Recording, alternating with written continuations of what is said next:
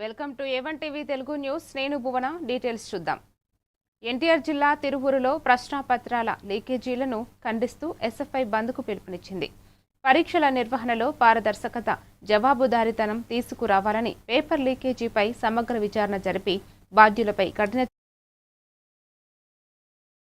స్థాయిలో జరిగిన పరీక్షల వైఫల్యాలకు నైతిక బాధ్యత వహిస్తూ కేంద్ర విద్యాశాఖ మంత్రి ధర్మేంద్ర ప్రధాన్ రాజీనామా చేయాలని ఎస్ఎఫ్ఐ నాయకులు కోరారు.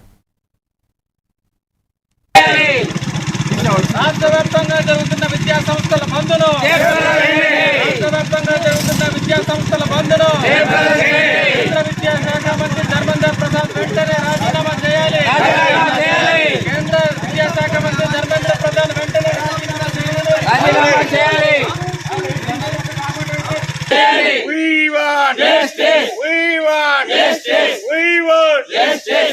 సోదరులారా, కేంద్ర ప్రభుత్వం ఇప్పటి వరకు నీట్ పేపరు 152 సార్లు లీకేజీ చేసింది.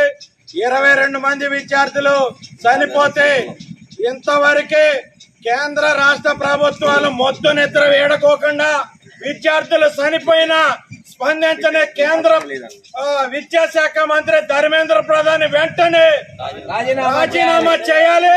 మొద్దు నిద్ర వీడి వెంటనే రాజీనామా చేయాలని ఎస్ఎఫ్ఐగా, అలాగే విద్యార్థి సంఘాలుగా, మేము యువజన సంఘాలుగా మేము ఈ రోజు రాష్ట్ర వ్యాప్తంగా బంద్కు పిలిపించాము. ఈ రాష్ట్ర ప్రభుత్వం